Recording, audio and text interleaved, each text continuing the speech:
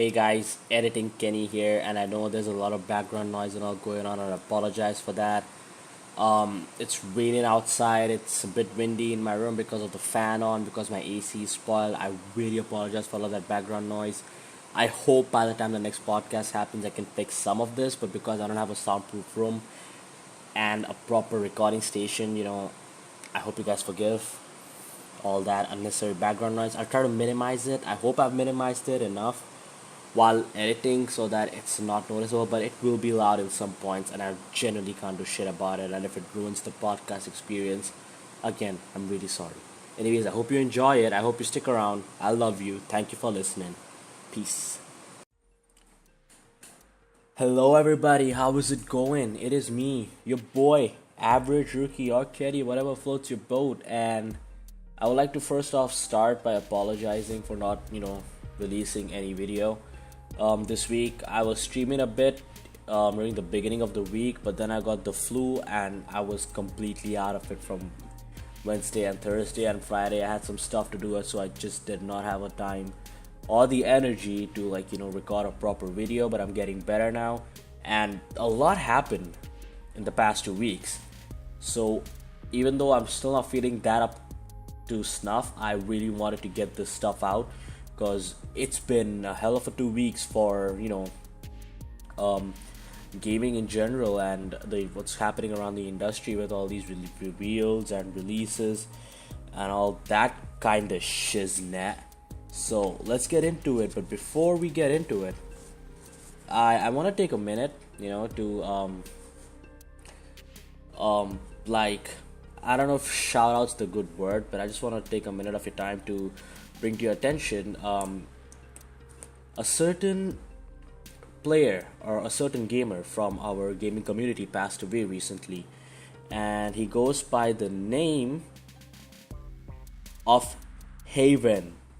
Haven something. I'm sorry if I'm mispronouncing it, but he was a World of Warcraft player, and he was a big personality on YouTube in the World of Warcraft community, because unlike majority of the World of Warcraft videos where they're just teaching you how to buff up your character and win those PvP battles, he went into the lore of the game. So he would make lore videos and he would go deep into these lore videos, and he just passed away on March 18th, and I don't know why. I think his parents or somebody uploaded to his YouTube channel a few weeks later, letting the whole world know what was going on after the whole radio silence they had.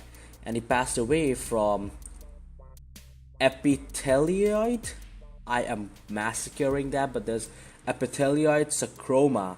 It's a rare kind of cancer that affects teenagers to young adults, and it's really, really, really severe. And he passed away from that. So, just keep him in his thoughts. A gamer from our community has just died, and he will be missed because he impacted many lives. There have been tributes about him all over YouTube. So, yeah, rest in peace, buddy. And I hope you respawn, and you respawn with better health and better life. Now, that being said, guys, let's get right into the news. Yeah, I don't know why I did that. Anyway, so we're gonna start off by one of the biggest deal that happened in these past 2 weeks, which was the Call of Duty World War II reveal. Oh yeah, we're getting into that. I was not be able to watch the thing live, but I was able to watch. I watched a few YouTube videos on it. I watched the whole stream on YouTube, and yeah, there's a lot of stuff to go in through. So we'll get into that. Once we're done with that, we're gonna go over a few minor Nintendo news. Oh yeah, Nintendo news. Nintendo's been in the buzz as well these past 2 weeks.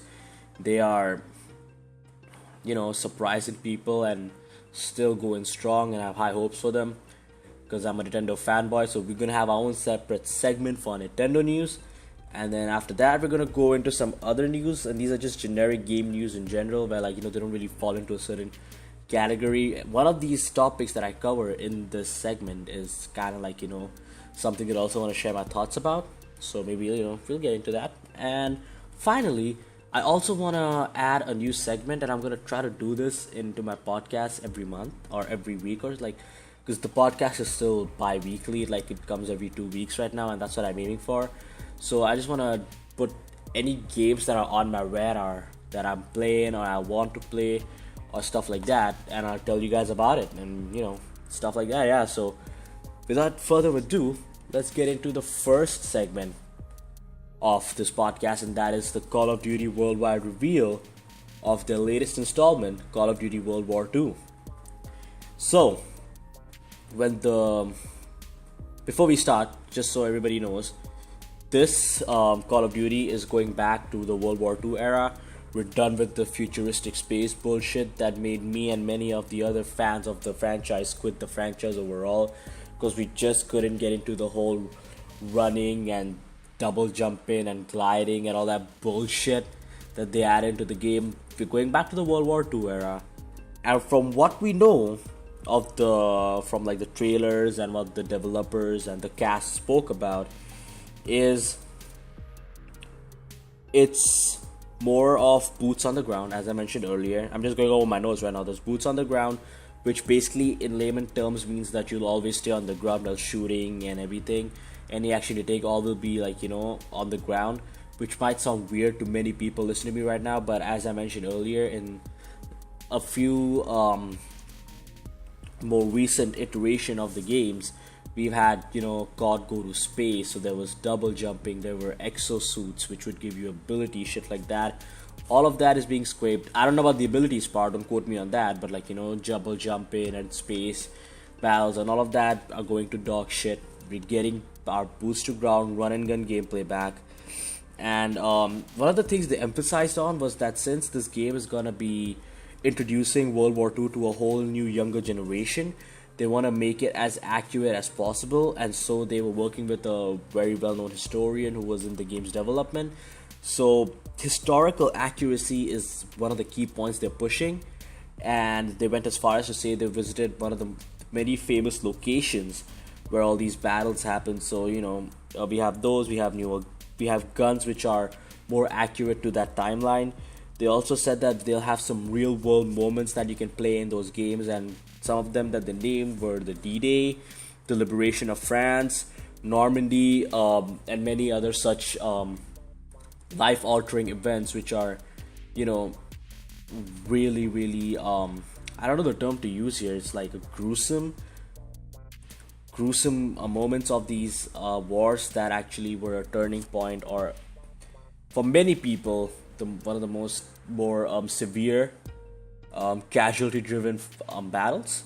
I don't know how to go on about this, but they are gonna visit those, and since they are taking that risk, I hope they do it well, respectfully, but at the same time, keeping it as real as possible, because I really, really, really don't want this game to be ruined by that PG shit.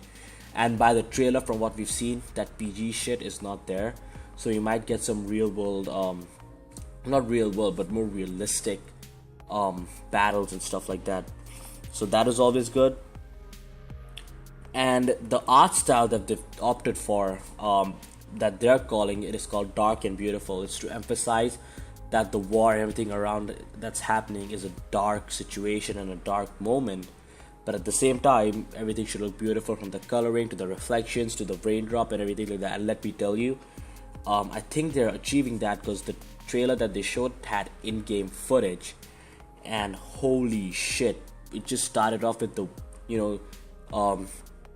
like a water scene, and the water looked pretty, the raindrops looked pretty, the facial animations of these characters looked so good. It was surprising, it was great. Some games can learn from this. I'm not calling anybody out. Mass Effect Andromeda. Sorry, what did you guys? I don't know. That must have been the win. Anyways, let's get back to this. So, the producers of these games, the Sledgehammer, they went as far as to say this is their best game yet in the 26 years that they've been making games. So, looking forward to that. And now, one of the things I noticed from the trailer was vehicular battles. Now, Call of Duty's campaigns always have that flair of dramaticism, I don't even know if dramaticism is a word, but flair for dramatics, over exaggerating everything. So in those kind of moments, you always had vehicle battles. But do you think we'll see vehicular battles in Call of Duty? Finally, we don't know because they showed that same snippet of vehicular. There was like a scene in the trailer, right, where you were using a vehicle to shoot down a plane. Now they showed that in the main trailer, and then also showed that in the multiplayer kind of like mini tease that they did. So I don't know what to think there. Is that confirmed? I don't know yet. But three of the guns that they confirmed that are coming to the multiplayer and the campaign were the M1 Grand, the MG42, the M193, scoped, grease gun, etc. And saying all that, they also mentioned some of the locations. They said majority of the locations will be in Europe during the time period of 1944 and 1945. So this is like the peak where World War II was reaching its climax. And so some of the countries we'll visit is Norway, France, Belgium, even Germany. So that will be dope. Like I am hyped for this game. I won't deny. I have fond memories of playing the older generations of Call of Duty and having that M1 Grand ping sound, and going through these areas and killing Nazi soldiers, and it felt so good. And I'm not saying that in a sadistic way. I'm just saying it felt better than jumping around in space. I mean, yeah, if you're talking about like games like Modern Warfare 2, which had like their own imaginary battles, they were done right. They were futuristic, but their gunplay and their mechanics were still grounded to these older iterations of Call of Duty. But after they strayed from that, they went for like being able to boost and slide, have exoskeleton, shit like that. It just went to shit. That's just my opinion. Many people might disagree with me, but coming back to the point, so we're going to see all these locations. I'm hoping for more close quarter combats, maybe a stealth mission. Every Call of Duty has a stealth mission, and I won't deny I enjoy these stealth missions a lot. So I'm hoping we see something like that in World War II, but I highly doubt it, but you never know. So now that's the overall broad idea of what World War II is bringing to us in this Call of Duty iteration. Now let's get into the campaign side of it a bit more. So we were told that we will be playing as Private Ray Daniels, and he will be a part of a squadron. In that squadron you have 3 other supporting cast members who are big stars, because Call of Duty loves to spend their money on those kind of things. So the stars are Josh Duhamel, I think. I don't know his name. It's Josh something. Then there is Dick Cleaver and Jeffrey Pierce. Now I know I'm butchering all of those names, but these are all prominent names that have popped up in the in movies or in series. I know Josh because Josh is also the guy who plays the military guy in the Transformer movies. Yeah, that's the guy. And the others I don't really recognize. If you do, good on you, but they're there. And we also have Jonathan Tucker. Jeffrey Pierce, Jonathan Tucker, and Josh Duhamel. So I don't the Dick Reactor guy. Apparently that's my own handwriting, and what I'm trying to say there is that Josh's character was the only character that they went in depth with, and he is a Dick character. I wanted to say Dick character, but I didn't read that as a name because my handwriting is horrible. Anyways, so he plays a dickish character, who is experienced. He's a war vet, but for him, mission over everything. No matter what the sacrifice he has to pay, the mission comes first. And so according to what we were told, this story will explore our experience as a private man with these guys, but at the same time we'll see these characters explore their thought process and what they feel, if they're doing the right thing or not. Especially Josh, he starts questioning whether blindly following orders is the best way to go and stuff like that.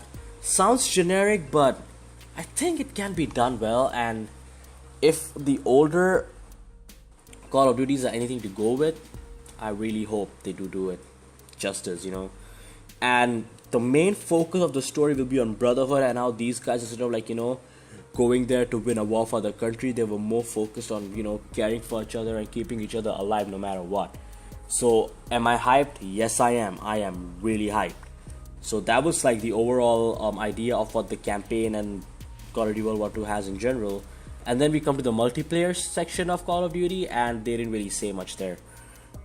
They just told us that it's boots on ground, there's run and gun action, but then they announced 3 game modes that are new and returning.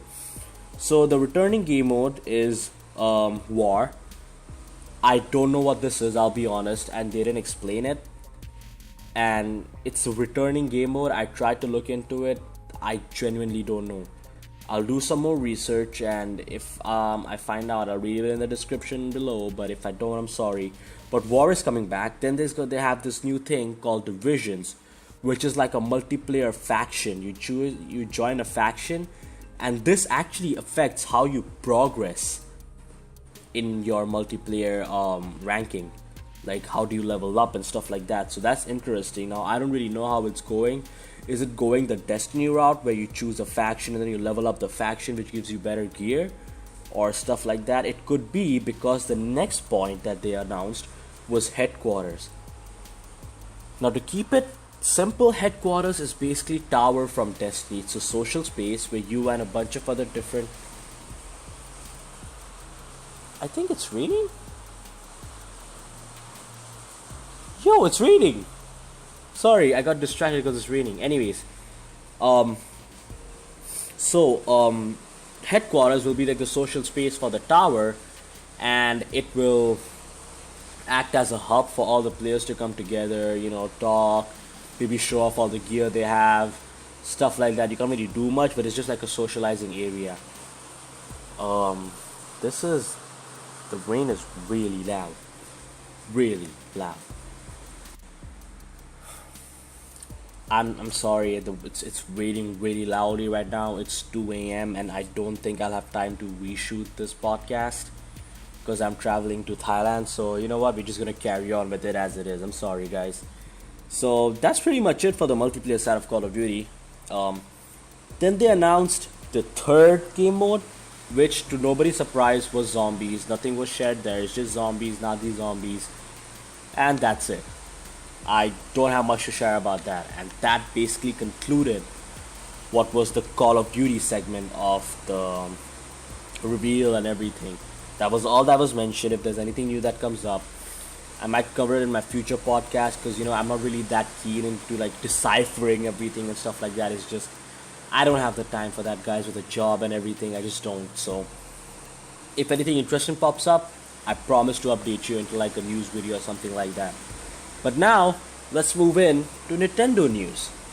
Because, Nintendo fanboy, Nintendo news, it has to happen. It just has to happen, I'm sorry. But yeah, so the first thing I want to talk about is Genyo Takeda. He retired. And for those of you who don't know Genyo Takeda, I have no idea how to pronounce his name without insulting it. But anyways, he was the Nintendo game and hardware designer. He retired at the age of 68. He was hired in 1971 by Gunpei Yokoi himself, who was the creator of Game Boy, for those of you who don't know. And Genyo spearheaded the effort to, tap into the NES's cartridge and use the RAM of that cartridge to use that as a save file. This was unheard of, but he did it because, he was a genius. And therefore we were able to finally save our games instead of leaving them overnight and coming to beat it tomorrow, and then hearing from our parents at the end of the month as to why our electricity bills are so high. We've all been there. If you are my age or older, we have been there. And if you're a gamer, if you haven't, just ignore me, I'm sorry. Anyways, and he also has, done other stuff, like he added the analog in the NES controller. I know it sounds like a small achievement, but at that time with that hardware, you have to understand these are huge achievements. And he was also the lead developer in the Wii, which is one of the best-selling consoles of Nintendo. And he also produced some iconic games, such as Punch-Out, Pilot Wing 64, and Dr. Mario. Now, Punch-Out, I played it a bit, didn't get the chance to play it much because my young brain couldn't grasp all the concepts. But Dr. Mario is the one that stands out to me. And for those of you who don't know, Dr. Mario is not your standard platforming Mario. It was more of a Tetris meets Match the Color kind of game. So you would have these pills falling down, and you have to like stack them but match their colors so they disappear. Tetris, but with matching pills. Because it's always good to let kids know to have pills when they're young. What could possibly go wrong, right, Nintendo? Anyways, after to add more to his resume, if you might, after the great Satoru Iwata, who is my, you know, that I owe that guy a huge chunk of my childhood. But after he passed away, Takeda and Shigeru Miyamoto were acting as the Nintendo representative directors, and Takeda was supposed to be the next director of Nintendo after Satoru Iwata passed away, but never happened. Anyways, he was hired in 1971 and he's retiring in 2017. Thank you for everything. I'll be honest, like all these pioneers in Nintendo, I owe them a lot. Like, these guys made my childhood, right? Like, I grew up on Nintendo games, even though I never owned the actual Nintendo flagship console. I had one of those street knockoffs that had these hacked ROMs of these Nintendo games, so I did enjoy the Nintendo games, just not on their platform, and I regret that. But at the same time, I was lucky to be born in an era where I saw Mario become from an 8-bit character to now being a full-fledged 3D model running around doing, batshit crazy stuff. And all of them have had some part or the other in one of my favorite games. So thank you for your service, Takeda-san, and I hope, you have peace in your retirement. Nothing else I can say there. And shifting gears for a bit more happier news, the Switch's figures, if you might, are finally out. And the Nintendo Switch has sold over 2.74 million consoles around the globe. And it is, according to Nintendo, the fastest selling Nintendo handheld console. Not handheld, just Nintendo console in the US history. In its history for the US. I don't know why I'm jumping words up. I'm sorry guys, it's 2 a.m. Alright, I'm sorry. But again, 2.74 million worldwide. One of the biggest markets being the US, then the Japan, then you have Australia and all those markets, and it's optimistic, to see all these consoles being sold at such, in such high volumes. I hope game developers feel more brave after seeing that this console is being adopted by so many people to making more games to it. As it is, we have a lot of games coming, but I just more never hurts. That's all I'm saying. And then on the day they released these figures, they also announced a new console. Yes, they announced a new version of the 2DS. Now the 2DS was a handheld console which is supposed to be a substitute to the 3DS. The difference was, as you could have guessed, it takes out the 3D capabilities of the 3DS, which are rarely used, and makes it cheaper. So the 2DS XL is the new console, and can I just say, it looks fucking gorgeous. Alright, like I've seen the images of it, and the images look really good. The color scheme they've opted for is really sleek, and I don't know, I'm just a fan of it. It looks nice, it looks professional, and it's of course cheaper than the 3DS XL, because it doesn't have the 3DS functionality in it. It's supposed to go on sale in the US for around $150. Again, rates might change depending on where you live in, but it's still a cheaper console, and you can get this to enjoy all the games you've missed, because there have been a great load of games on the 3DS. Let me tell you, Pokemon Sun and Moon, Pokemon Omega Ruby Alpha Sapphire, Pokemon X and Y. Oh, I'm just joking. There were the Pokemon games, and there's the Monster Hunter series, then there's the Phoenix Wright series. Then if you're a fan of JRPGs, you have more like Fire Emblem. The list goes on. You have Legend of Zelda. It's amazing. 3DS XL has been an amazing console. If you want to get in, this is the perfect model to get into. It launches in July 28th, and this is funny, right? They released this, and then they also have their handheld console hybrid Switch selling at the same time. So I really wanna see where Nintendo is going with this, and I'm gonna wait until E3 to give a proper to get a proper understanding as to what Nintendo is planning here, because they have mentioned time and time again that the Switch is not a replacement for their handheld consoles. But at the same time, it looks like it is the route to go, because with this portability and this powerful console, why would I carry two portable devices? It doesn't make sense. So, until Nintendo does its E3 conference, we won't really know much, but they are releasing a new console. And now, speaking of E3, as per their E3 rituals from the past few years, they won't really have a big media conference that they usually have. They're gonna have a Nintendo Treehouse that they usually have been having from the past few years, where they stream online and they talk about certain games or consoles and focus on those consoles. And this year, I'm gonna guess this E3's Treehouse is gonna be focused solely on the Switch, and I'm looking forward to it because I'm pretty sure I'm gonna get more information about ARMS. I'm gonna get more information about Splatoon 2, and I'm gonna get more information about Mario Odyssey, alongside some Xenoblade 2, maybe Bayonetta 3 reveal, to make us Nintendo owners even more ecstatic. I'm just throwing ideas out there, Nintendo. If you wanna, act on any one of them and then credit me for it, I'm just, I'm all for it. I'm not even gonna take any royalty fees, just go for it, Nintendo. And that sums up Nintendo news. So, like I said, Nintendo had a lot of stuff happening this past 2 weeks.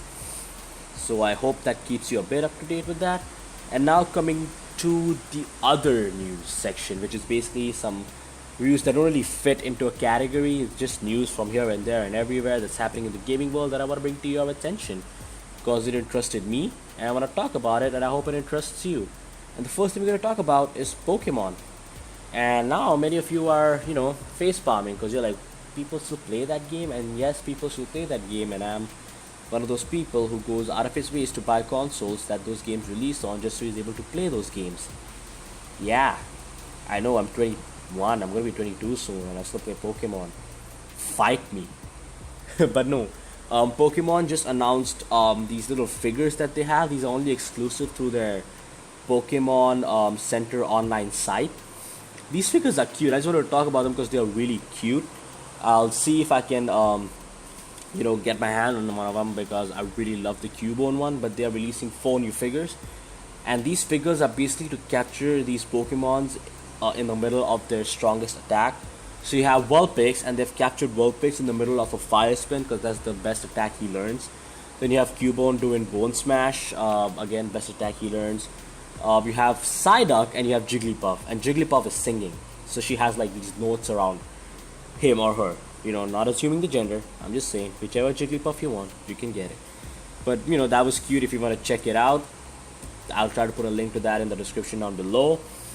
Then we also have, this is a funny one, right? So Pokemon had their Pokemon Champion Latin America Championships going on the past week, and one of the competitors there, he goes by the name of let me just find him in my notes. I'm sorry, this is really unprofessional.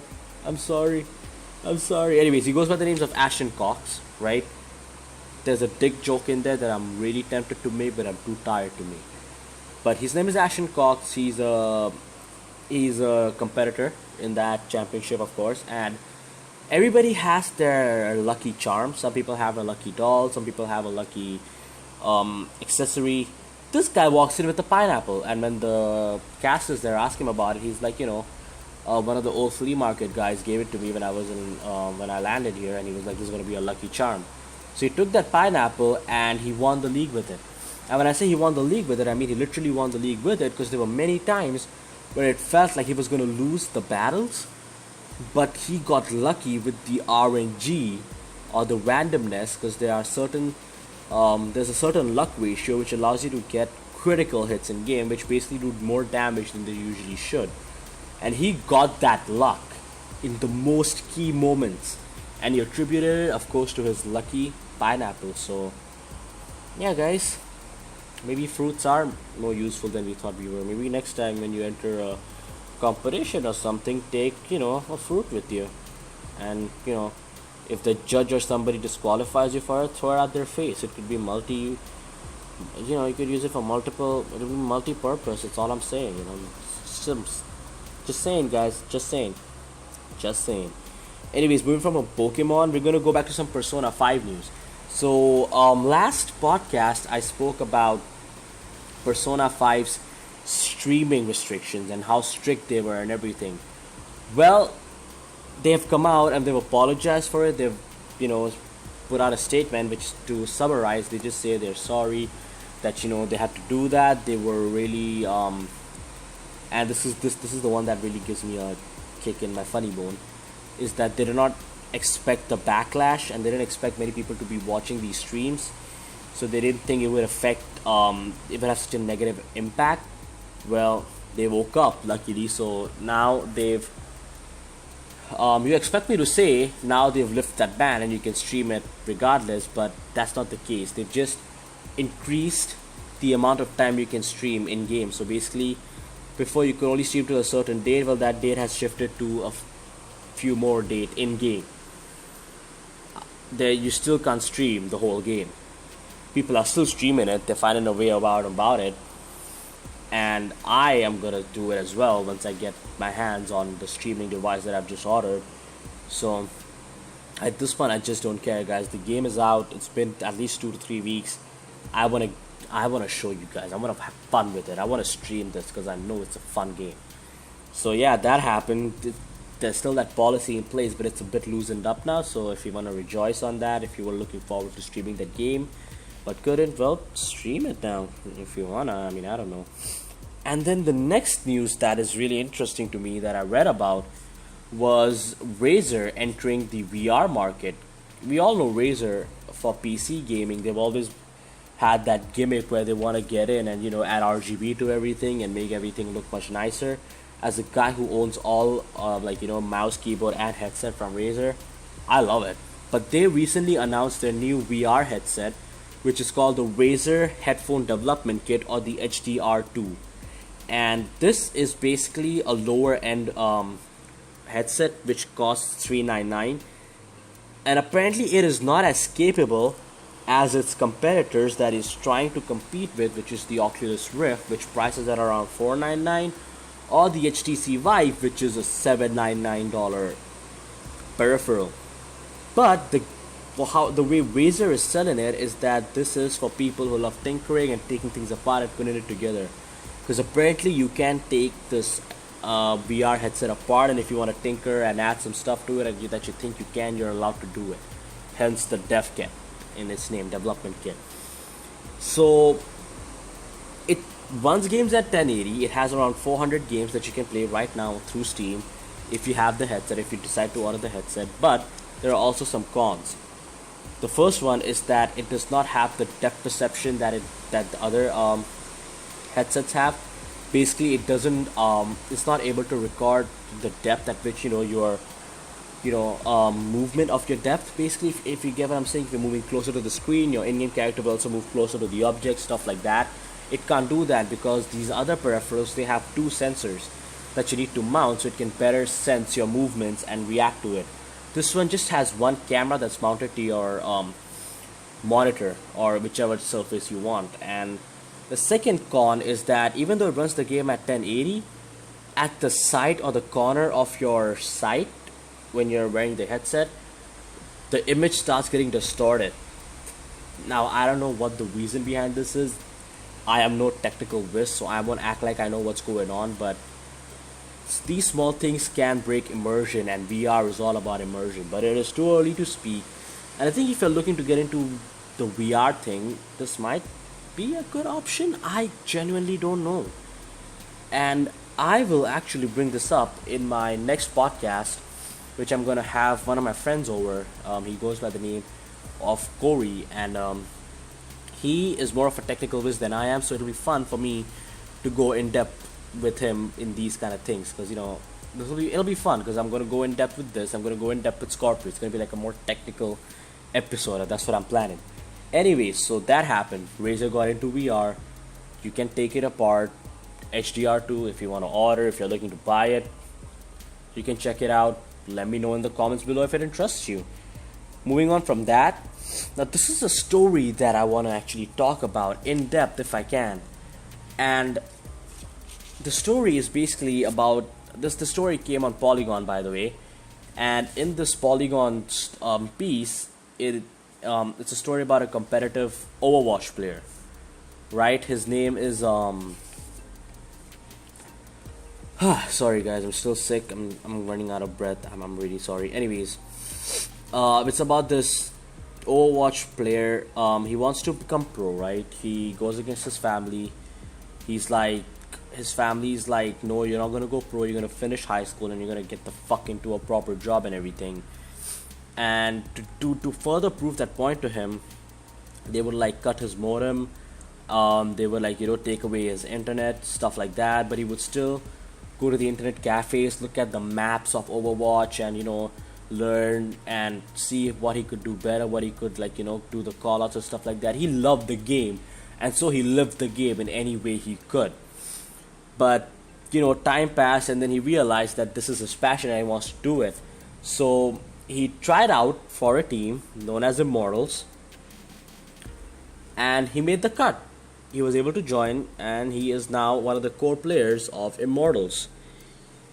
So this is just like an overall general synopsis of it. I know I haven't given you the name because I have not written it in my notes. I apologize for that. I am googling it right now. I am not even joking. I am googling it right now. Immortals Overwatch player roster. Yeah, this is professional podcast, all right? This is how you do research. When you don't know anything, you go and you search for it. That's just how it is, all right? I believe his name was wait, this is for Overwatch, right? Yeah, this is for Overwatch. I believe his name was, I generally don't fucking know. I think his name was Stefano DeSalvo. I believe so. I'm not sure.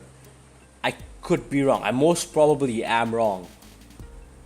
But he plays support and he's a call out. He's a Lucio player, by the way, Lucio main. But my main point is he got in, right? And many people in the comment section of this were like, you should follow your dreams and you can make it happen. You just need conviction. And many people were against him dropping out of school to pursue it, even though he made it. It's good for him. But if, in future something happens where he's not able to, play anymore, what's gonna happen? What's gonna happen to his future? What's gonna happen to stuff like that? So I wanted to talk about this because it's the way I see it, right? You have to have opportunity and you have to have luck. And you have to have a lot of luck. Because living in Thailand, right? The gaming scene here is not that huge. And when I say the gaming scene, I mean like the games that the whole world talks about. They don't talk about it here. Over here you have games like Special Force or Point Blank, which are just cheap online knockoffs of Counter-Strike and Battlefield, and these are such pathetic knockoffs, but people get into it because it's free to play. It's free to play and it's pay to play. You can download it for free, you can play it for free, and you pay for better guns which give you better stats and you can dominate using that. Now there are tournaments for all that, but other than that the gaming scene is not that huge. So depending on where you are, you also need a lot of luck and you also need a lot of opportunity. So I just wanted to give what do you guys think? Do you think it was just him getting his skills that got him there? Do you think chance and luck was involved? And how big of a part do you think chance and luck plays? These are just things that I think about, and I'm just like, the way I see it, the major part in any of these people making it big is skill, and second to that is luck. Without luck, they wouldn't be where they are. That's just how I feel. There could be one of the most skilled players of CS right now sitting at home right next door to me, and he would not even be noticed because he doesn't have these opportunities pop up to him and he has no idea. Or maybe he's lucky. You never know. Maybe he's lucky. Maybe he goes across against Scream, he wrecks Scream, and Scream is like, what, you're dope, let me have a tryout with you. and it works out for him. These are these like luck based things, and these things happen. I don't know. What do you guys think? It's these kind of cases maybe feel really jealous inside, because I myself am like, my main aim was initially, and I'll be honest with you guys, initially I started this YouTube channel with the dream of being a YouTuber. I wanted to be a YouTuber like PewDiePie, like Cry, like, Markiplier, like stuff like that. I wanted to have my own community. I wanted to play games with this community. But the more I've grown over the past few years, the more I've realized that as much as I want to have my own community, I want to have my own community that is able to discuss games and not just backseat watch games with me like you usually do with these kind of YouTubers.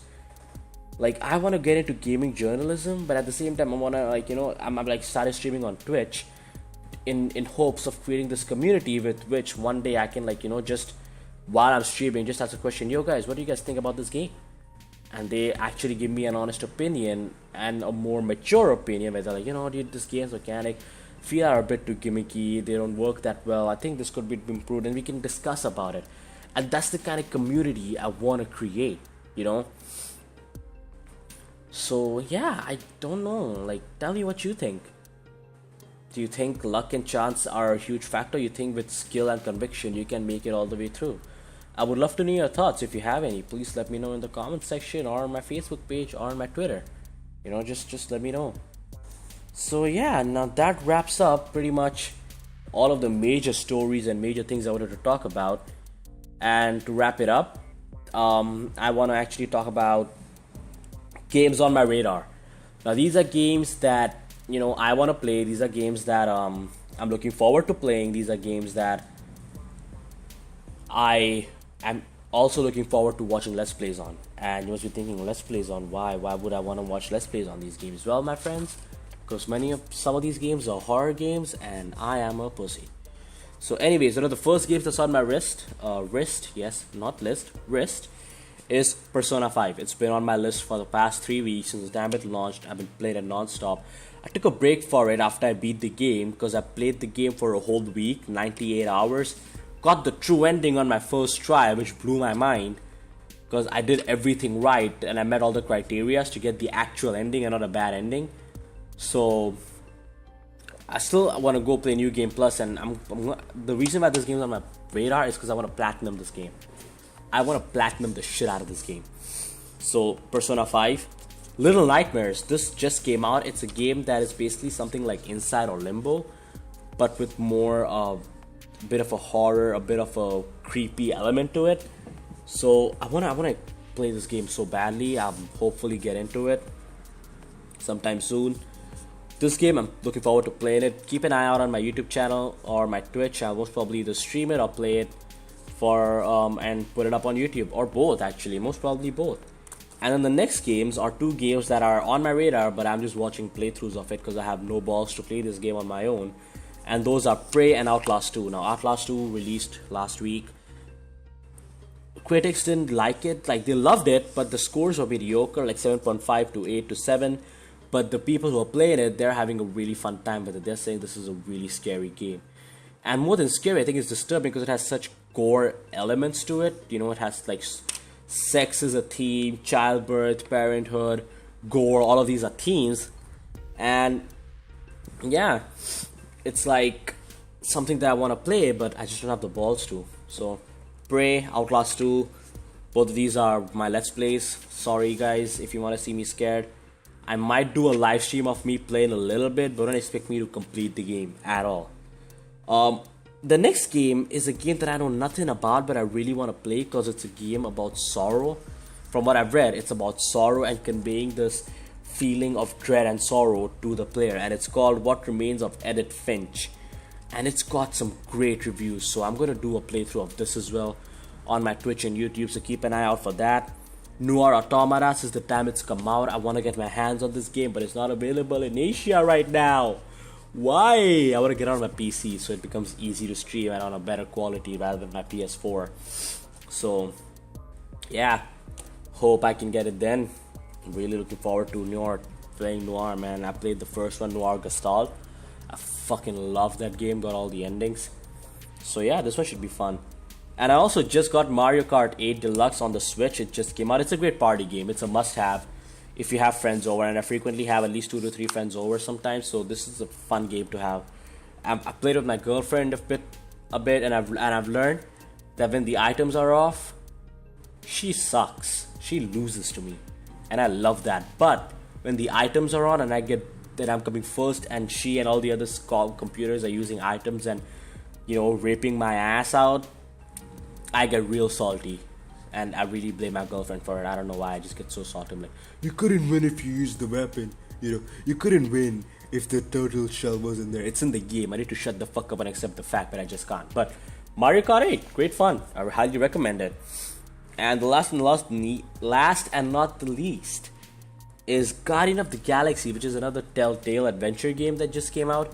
And I'm getting burnt out on all these Telltale games, dude. I'm telling you right now, like, it's the same core concept, nothing changes, and I just don't know what to feel anymore. It's like, it's on my radar, but I don't know if I'll play it or even buy it.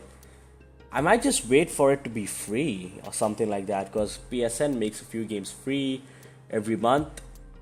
Like this month, Tales from Borderlands, which is another Telltale game with the same formula but based on the Borderlands universe, that's free on PSN right now. So that's dope for me, because I can finally play that game, because I wanted to play it but I never got around to buying it. So yeah guys, these are all the games on my list, and this is all that interested me during this week and the last week. And if you guys want to think I missed something crucial, if you guys have some opinion to share about what I mentioned or what I talked about, please leave me a comment, let me know. And I hope you're enjoying these podcasts, because I'm really loving doing these podcasts. It's like almost 3 a.m. but I'm still doing them because it's just, I love talking about games. I love discussing, and I would love it if some of you would take the initiative and discuss alongside with me. Tell me if you like it or not. But anyways, I'm loving these, and even if the quality might be a little bad on this one, because I'm doing it last minute because I have a flight to catch tomorrow. I'm sick, got a lot of stuff going on, but I'm still doing it because I love it. I'm loving the concept, and I have an angry girlfriend who is really pissed at me because I'm taking more time recording this podcast than being with her. So once again guys, loving it. If you have anything, leave it in the comment section below, or hit me up on my Instagram, Facebook, not Instagram, Twitter and Facebook, link to which can be links to which can be found down below. Alright, I'm fumbling, I can't English right now. Alright, I'm sorry, I can't English. Anyways guys, if you like it, leave it a thumbs up, subscribe to stay to know when the next podcast is coming out or what other content I put out. And I really hope you guys join in, and I really hope you guys are enjoying this.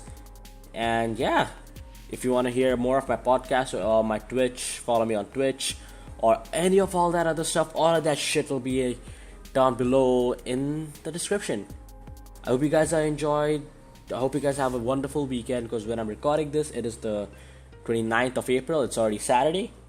So I hope you enjoy your weekend, guys. And if you're listening to this on a weekday, I hope you're having a great day or a great night. If it's your birthday while listening to this, happy birthday. If it's not, well, happy good day. Anyways, guys, I hope you guys enjoy. I love you. This is your boy, Average Rookie, and I am out.